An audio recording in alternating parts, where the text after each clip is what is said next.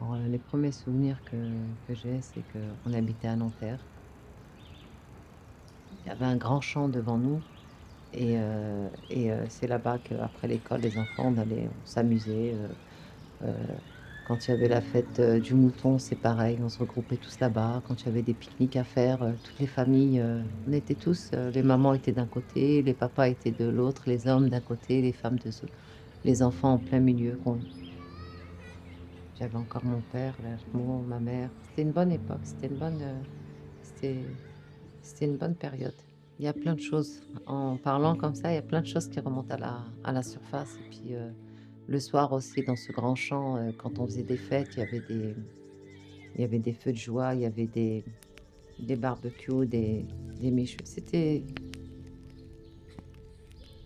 ensuite, on a quitté, Nanterre parce qu'ils devaient, démolir, cette cité. On nous a tous relocalisés un petit peu partout. Ça m'avait fait de la peine, mais après je me suis dit: «Bon, c'est une autre étape». On a débarqué à Suresnes. Quand je suis rentrée, au collège, c'était plus pareil. Mon père, il commençait, vraiment sa santé, elle en prenait un coup. Je me rappelle je me rappellerai quand ils sont venus le chercher à la maison en disant: «Ouais, peut-être que c'était le mal du pays, qu'il fallait, qu'il parte, au bled» et je devais avoir, 12 ans et je l'ai pas revu. Je l'ai plus jamais revu après. Il est dans ma tête, de gamine, je pensais qu'au bout de quelques mois, ça passerait, qu'il reviendrait.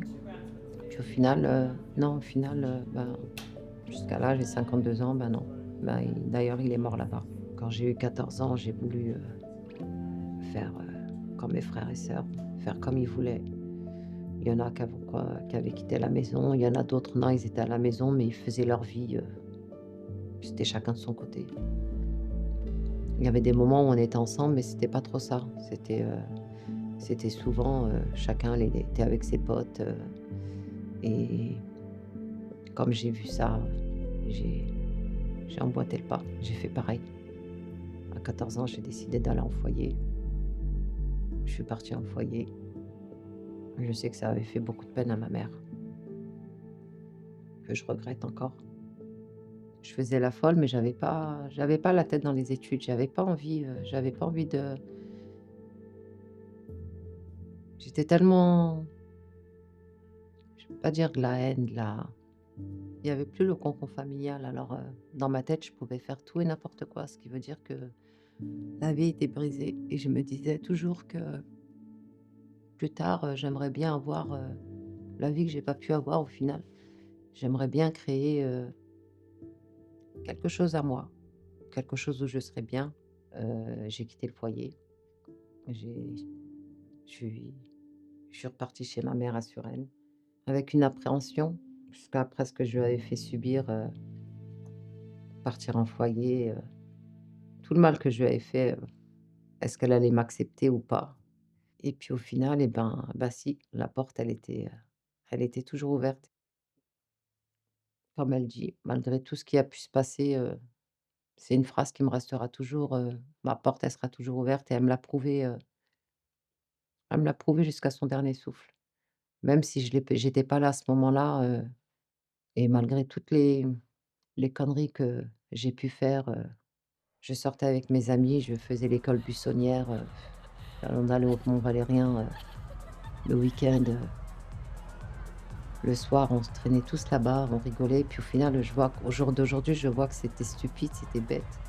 Elle, elle était là dans son coin à s'inquiéter et puis moi, la nuit, j'étais avec, des garçons et des filles de mon âge, on était assis en train de parler, de rigoler, que ce soit à n'importe quelle heure de la nuit ou de la journée, et quand j'ai rencontré mon mari, elle voulait pas que je me mette avec lui. Puis au final et ben, bah, c'est vrai. Si je l'avais écouté là encore et ben, j'en serais pas là au jour d'aujourd'hui et j'aurais pas perdu, on va dire, 33 ans de ma vie avec quelqu'un au final, j'ai j'ai pas su voir ce qu'elle, elle avait vu au départ et je m'en veux pour ça. Mais bon, c'est comme ça. On apprend, un jour ou l'autre, on finit par apprendre et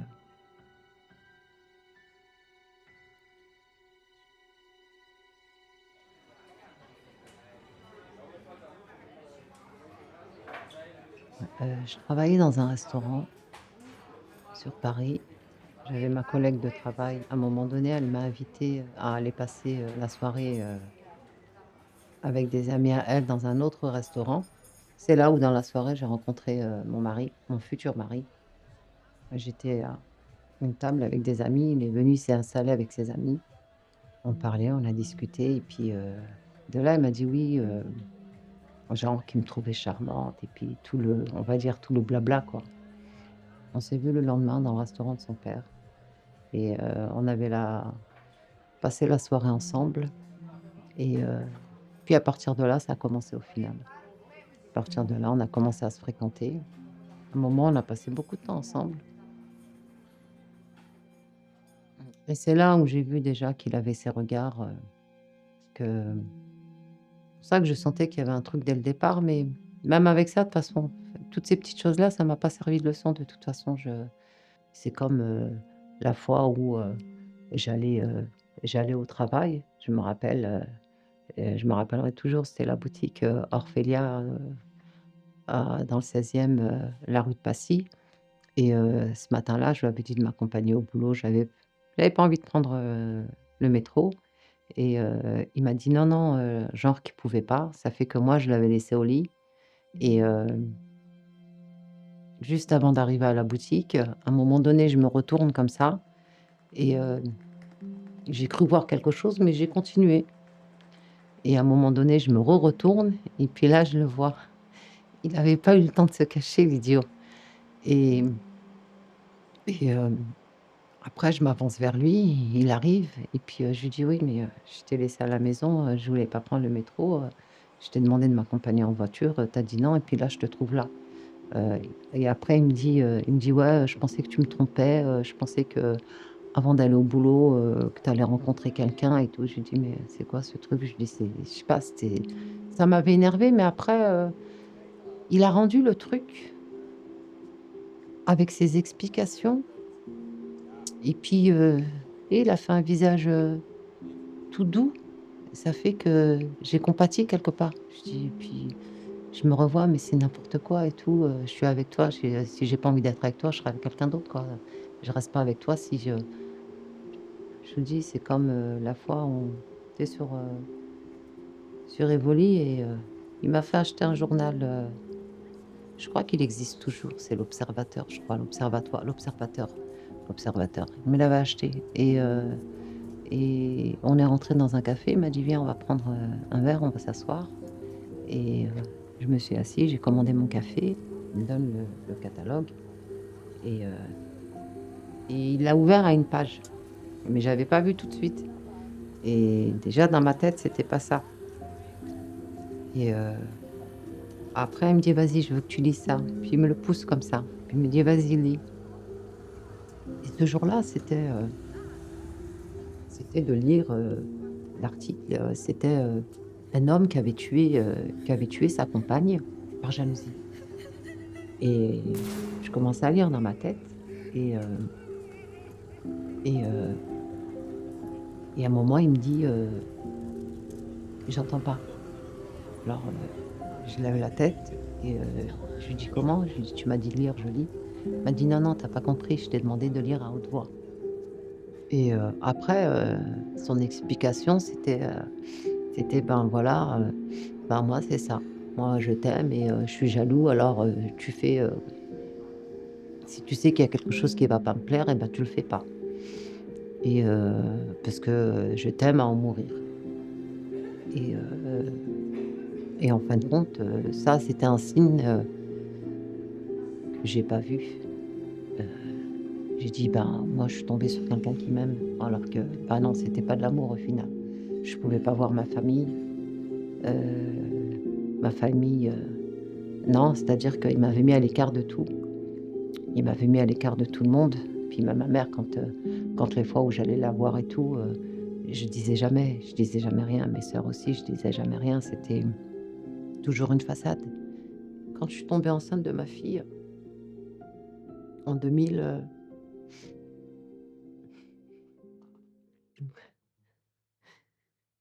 je ris intérieur, mais je ris noir parce que même là, pour la grossesse, il était pas là. Il sortait et que le jour où j'ai accouché, je me rappellerai toujours, il avait passé la nuit dehors, en boîte avec ses potes. Puis il a même pas assisté au final à l'accouchement. C'est bête, hein, c'est stupide, hein, mais au final, comme il était pas là jusqu'au dernier moment, ben, il devait pas la voir sortir. La personne qui m'a accouchée, même ça, j'en ai voulu à elle parce que pour aller plus vite, elle m'avait ouverte. Elle me l'avait pas dit qu'elle m'avait fait une épisio. À cause de ça, heu,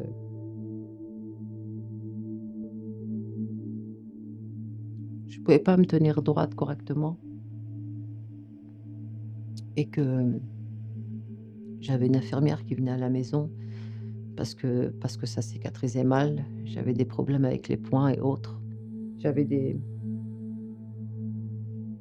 spectres de rougeur, des cloques, de là jusque là. Ça fait que ça me brûlait de partout et que j'étais obligée de faire des toilettes et des soins et qu'il y avait une infirmière qui venait pour ça et je marchais à 4 pattes et il y avait le bébé à nourrir et lui, ça l'empêchait pas de sortir, j'y ai pas prêté attention alors que j'avais tous les signes. On me l'a dit. J'ai vu. J'ai vu toutes les trahisons, tout ce qu'il m'a fait. Je l'ai vu. J'ai entendu, il y a plein de personnes qui sont venues me voir: «Attention, danger», mais j'ai rien fait. J'ai rien fait et avant ma vie de femme, si j'avais écouté ça, il aurait pas pris ma vie. Comme je lui ai dit, je lui ai dit: «Tu as pris ma vie de femme, m'a pris d'épouse et ma vie de maman». Parce que si j'avais écouté, et ben, j'aurais eu ma vie de maman.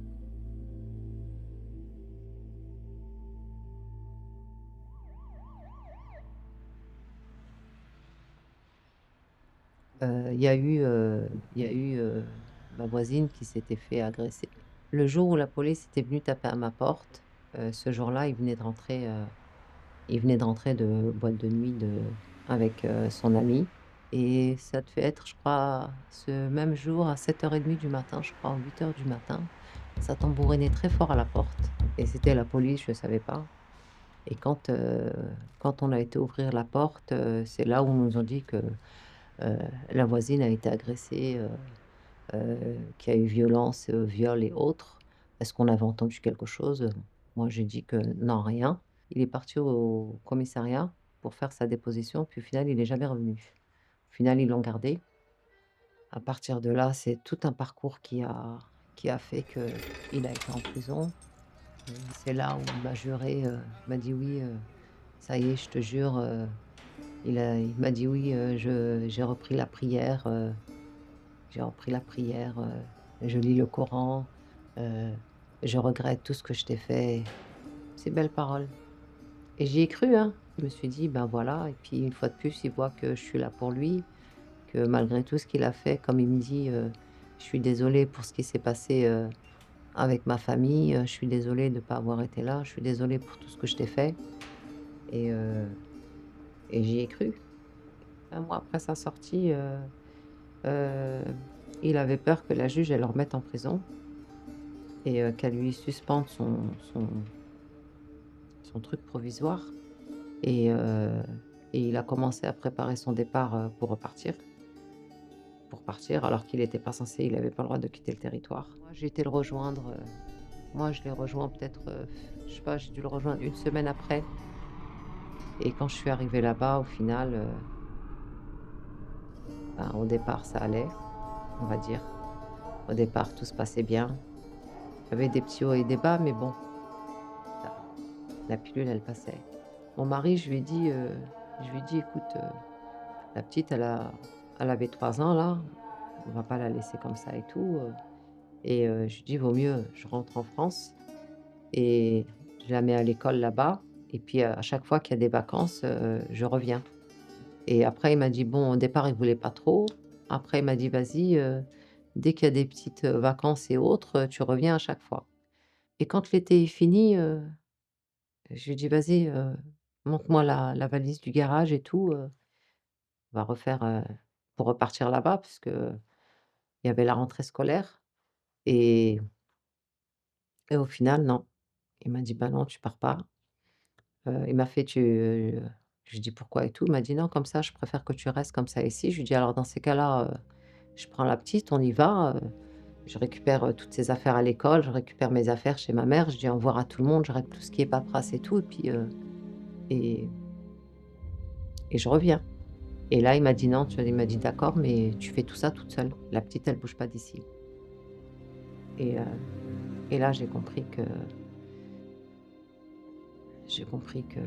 les problèmes commençaient. Je l'ai j'ai essayé de parler avec lui, je l'ai supplié. Au bout de quelques jours, je suis partie. Il m'avait pris un billet aller-retour. Quand je suis arrivée à l'aéroport, ma sœur, elle m'a récupérée, j'étais par terre. Je suis restée un mois sans bouger. J'étais énervée, j'étais pas bien, je pleurais. Ma fille, elle me manquait. Après, au bout d'un mois, j'ai repris l'avion pour revoir ma fille parce qu'elle me manquait trop. Elle avait 5 ans et quand j'y étais, lui, il m'attendait en bas de la maison parce qu'il savait que j'avais pris, comment, je sais pas, mais il savait que j'avais pris l'avion. La veille de ce départ, la petite, il l'avait cachée, il l'avait emmenée chez son frère pour pas qu'elle voie tout ça et je me rappelle qu'ils avaient fait comme un tribunal au final. Quand vous rentrez après le hall, il y a un piano dans le grand salon sur le côté droit et ils ont leur fauteuil à eux, comme c'est dans les pays du Maghreb, quand ils reçoivent du monde et il y avait mon mari qui était en face avec sa mère, avec sa famille, quoi et ce jour-là, il m'avait dit, tous autant qu'ils sont, de toute façon, ils sont sans foi ni loi, que j'étais pas une Algérienne, que je n'avais aucun droit, que je n'ai pas la mère de la petite, que l'autorité c'était lui, c'était le père, moi que je n'avais aucune autorité et j'étais une étrangère. Toutes les paroles qu'ils ont eues, elles ont toutes été blessantes et lui, il avait vu tout ça. Il était juste en face. Il avait sa famille à droite et à gauche et il s'est pas dit une seule minute, «Non, je c'est trop là, j'ai été trop loin» et je lui avais fait la promesse, quand j'étais après en prison pour qu'elle vienne et tout, que ça y est, que je lui ferai plus jamais de misère et que là, il m'avait humiliée. Il m'avait fait pire que ce qu'il m'avait je lui dis: «Toutes les fois où tu m'as mis des coups, les bleus, ils partent, mais la seule chose qui part pas et qui résonnera toujours, bah, c'est les paroles, c'est les mots». c'est les phrases et celle-là, ça se voit pas, mais ça reste, des cicatrices intérieures et que ça résonnera toujours, comme la fois où il a dit, «Ouais, je vais devant toute sa famille, je vais la prendre, je vais la traîner par ses cheveux du dernier étage, je vais la faire descendre, jusqu'en bas, et que je vais la jeter dehors», À partir de là, j'ai continué à faire les va-et-vient. À un moment donné, ma sœur, elle est venue, elle a essayé d'arranger les choses. Ma mère avait eu un AVC et pour ma mère que je viens de mettre, en clinique, heu, laisse, ma sœur venir, avec les 2 et au moins que ma mère, on ne sait pas si c'est la vraiment la fin pour elle, vu que c'était son 2e AVC. En tout, elle en avait eu 5. Il m'a dit: «Ben, demain, on va aller la voir, mais Heu, par contre, tu repartiras pas avec les enfants. Tu veux repartir toute seule voir ta mère, il y a pas de problème. Tu laisses les enfants là et tu reviens, mais» et après ma sœur, elle en a eu marre. Elle a vu qu'il changerait pas, qu'il fait rien, qu'il ferait rien du tout et à partir de là, ça a empiré entre eux. C'était, la guerre avait éclaté. Je m'en veux parce que j'ai souffert en tant que femme, j'ai souffert en tant que maman, j'ai fait souffrir 3 enfants. Il y a une vieille dame, en l'occurrence ma mère,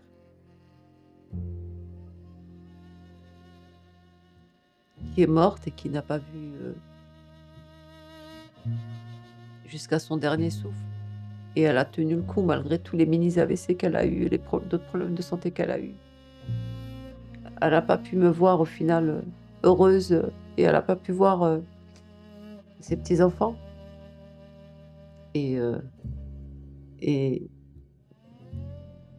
c'est ça qui me fait mal.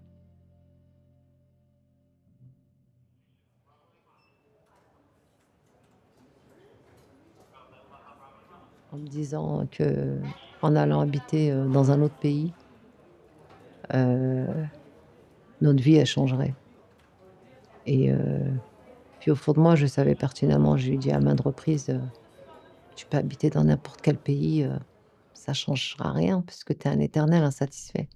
Et je me suis dit, bah, en allant là-bas, ben, ce sera, heu, ce sera une vie nouvelle pour mes enfants, d'autant plus que j'étais enceinte pour le troisième et je me suis dit: «Pourquoi pas?» On est parti, on est parti s'installer et sur place, non, c'était juste l'apparence, ouais. Il y avait les belles voitures, la belle maison, le beau jardin, le beau parc, le tout, tout.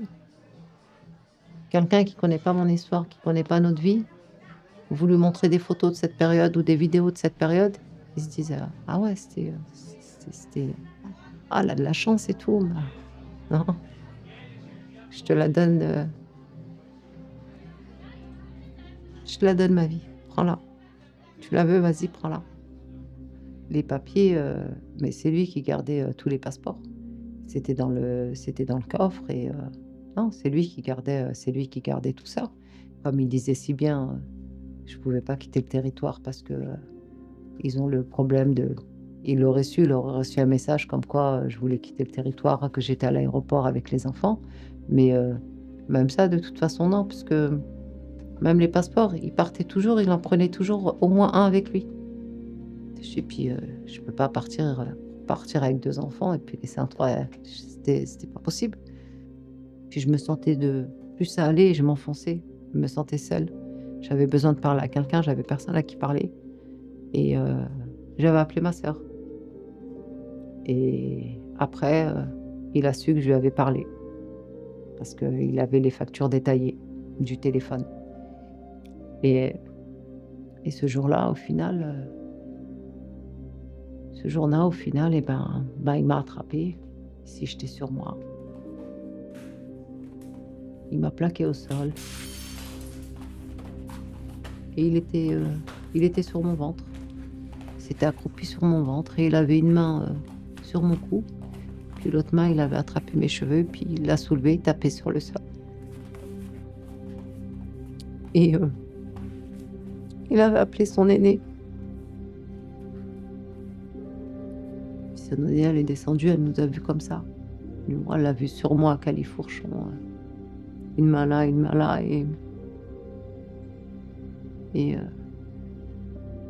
c'était juste pour, lui montrer que: «Voilà, tu vois, regarde, elle m'énerve encore et tout», et ça m'avait fait mal parce que même ma fille, à ce moment-là, elle avait pas réagi. Elle avait 15 ans et je me disais, «Pour plus être séparée des enfants, faut que je tienne jusqu'à leur majorité» et que et qu'une fois que et qu'une fois qu'ils seraient majeurs, jusqu'à la dernière et bah, après, je pouvais partir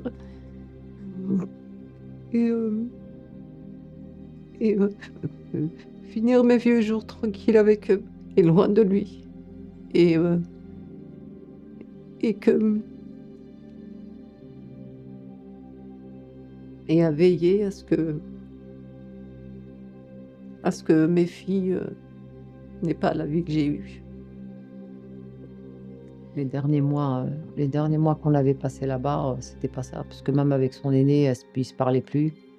Au moment où ça a clashé, lui, pour passer un été agréable, je me rappellerai toujours, on était dans la cuisine, heu, il lui avait promis, si mon affaire elle est pas réglée, pour pas qu'elle attende encore, parce qu'elle lui dit: «Ouais, je vais attendre 2 ans, 3 ans, 4 ans comme ça, ouais, je vais attendre comme ça, hein. J'ai jamais redoublé, mais je dois attendre comme ça, quoi. J'ai fait 3 endroits et là, il me reste mon master, je peux rien faire, quoi, c'est pas normal» et tout ça pour monsieur. Il lui a dit: «Non, non, avant fin août, si, mon affaire elle est pas réglée et ben, tu choisis une université où tu veux, dans n'importe quel pays, l'Allemagne, aux États-Unis, l'Angleterre, où tu veux, l'Australie, où tu veux et moi je paye ton inscription, je paye tes cours, je paye ton année, je paye ton master». Fin août, elle lui a dit: «Oui, au fait, ça y est là, c'est mi-août». Elle lui a dit: «Ouais, au fait, ça y est là, je dois m'inscrire. Si je dois m'inscrire, je suis en train de me renseigner, c'est maintenant là». Et alors il la regarde comme ça, il lui fait: «Non, je t'ai jamais dit que je t'enverrais, autre part et puis surtout pas loin de moi comme ça, non, je t'ai ja» et ça l'avait tellement mis hors d'elle que qu'il ait osé la regarder dans les yeux et lui mentir encore, lui faire croire tout ça pour, essayer de rigoler, de passer un bon moment tranquille. Elle a pris le verre et puis, lui il était là mais, elle l'a lancé contre le mur. Il l'a foutu dehors.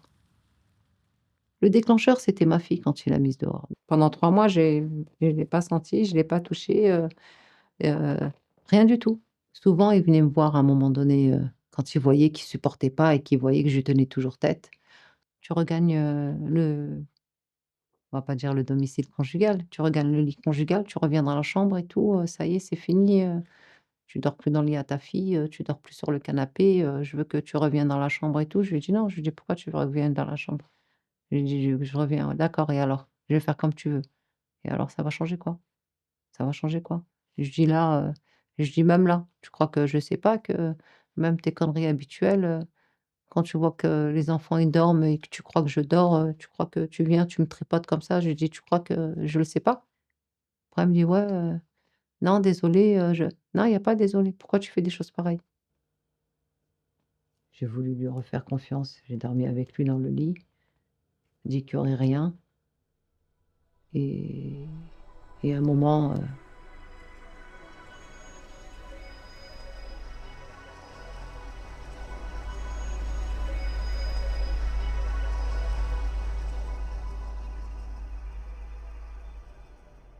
après cette histoire-là, après ce soir-là, ça a dégénéré un peu plus. Le matin déjà, il se lève, ce jour-là, je le revois, il était à l'entrée de la porte et genre: «Ouais, désolé, c'est j'avais envie, puis toi tu voulais pas alors, mais je referai pas». Ça, c'est son truc. Ah, le jour du départ, bah, le jour du départ, le matin, moi. Il a ramené des croissants, du pain, comme si tout allait bien et il pensait que ça allait faire comme les autres fois et que je déciderais pas de partir. Il y avait ma fille qui pleurait, il y avait mon fils qui me suppliait, c'est des images que j'oublierai jamais de toute façon. C'est comme les paroles, ça résonne parce que quand vous entendez votre fils, ou votre fille vous supplier, déjà un ado de 17 ans, en fin de compte, c'est un bébé à l'intérieur, c'est un cœur, c'est un nounours. Et s'il te plaît, ne me laisse pas, s'il te plaît, ne me laisse pas avec lui et la petite dernière, pareil. Déjà la veille, elle était là: «Maman, je te jure, ça y est, c'est fini, je resterai gentille avec toi, j'écouterai, je travaillerai encore plus dur à et je suis partie. Je suis partie et quand j'étais dans le taxi, bon déjà, les accolades avec les enfants, c'était dur. Après, on leur a dit de rentrer, ils sont rentrés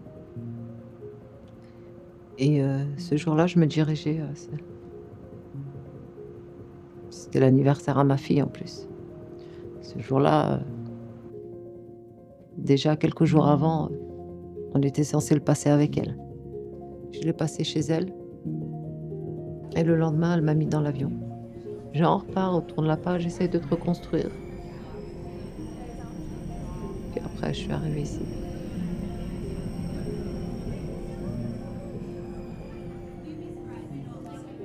Et ici, c'est un autre monde.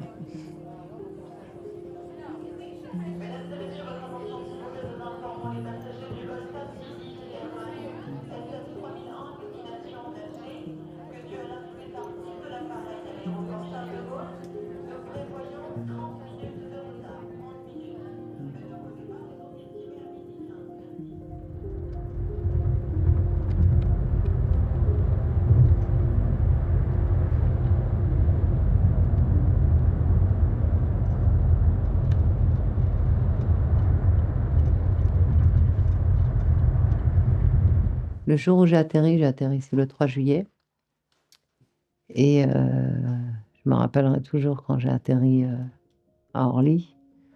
Heu, J'étais contente et triste en même temps. Contente puisque j'étais là, ça faisait longtemps et triste parce que mes enfants m'ont pas suivie au final, ils n'étaient pas là. Je me suis dit: «Ça y est là, c'est bon, l'aéroport, c'est fini pour moi». Il y aura plus les va-et-vient que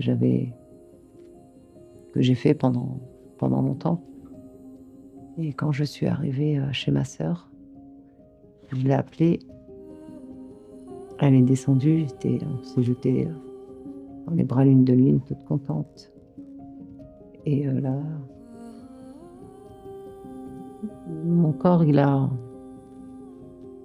va dire, il a lâché un peu, il a soufflé, je me suis dit: «Là, au moins, il y a quelqu'un qui m'aime, mais pour de vrai et pour mon bien surtout». Pendant pendant un bon moment, j'ai pleuré, c'est vrai, j'ai pleuré beaucoup. Jusqu'au jour d'aujourd'hui, je pleure, mais plus comme avant. Je fais des crises des fois, mais en tous les cas, je remonte la pente doucement mais sûrement et comme me dit mon aîné, «Reconstruis-toi, un jour ou l'autre, ton fils et ta fille vont revenir vers toi de toute façon. Il peut les manipuler et tout». Elle me fait, «Regarde, moi j'ai fini par ouvrir les yeux, j'ai enlevé les œillères que j'avais et ils feront pareil, là, ils ont pas le choix» et ça fait qu'après je me suis consacrée à mes démarches.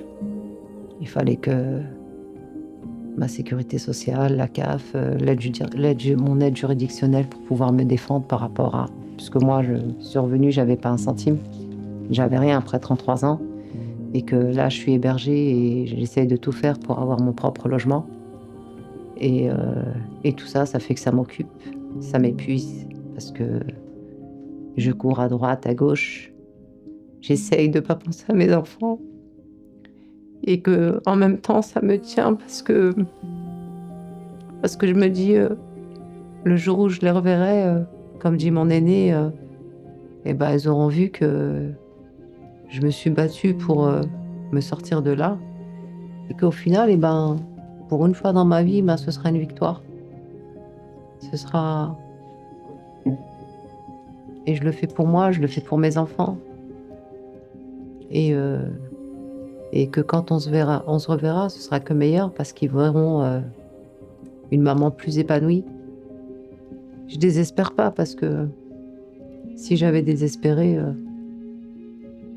je serais plus de ce monde. Parce que j'oublie pas qu'à cause de lui, à cause de tout ce qu'il m'a fait,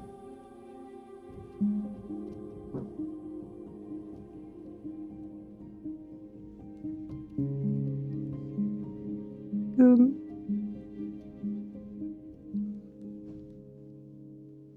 que j'avais fait, plusieurs tentatives de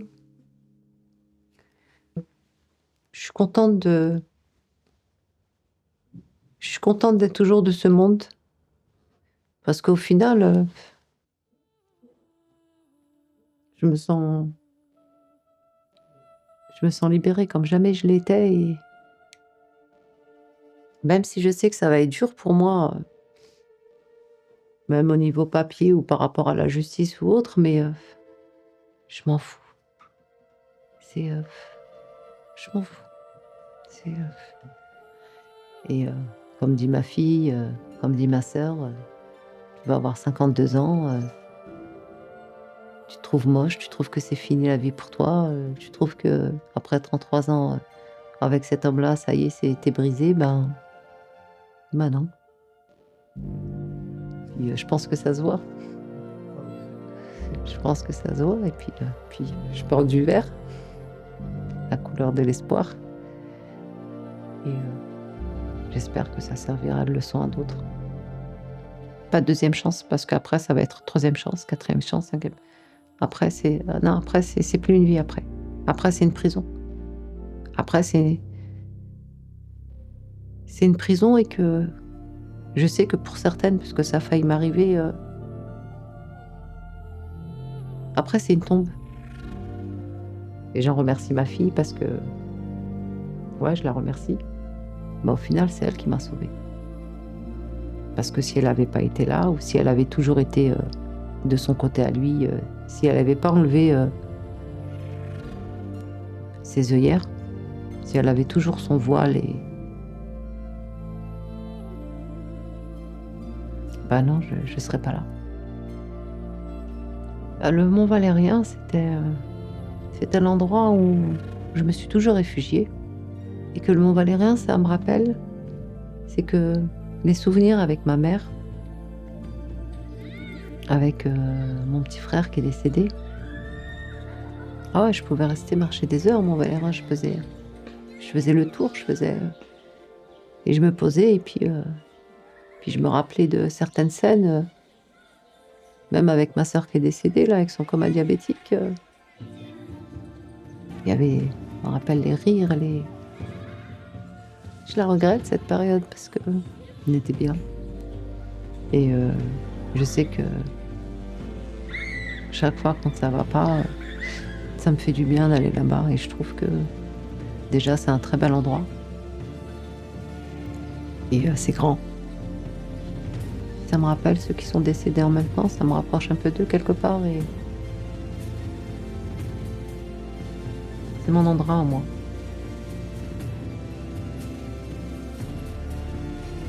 Et je sais que j'aurai toujours un cœur qui bat et je sais que j'ai de l'amour, j'ai un cœur. Et cette fois, j'y prendrai soin.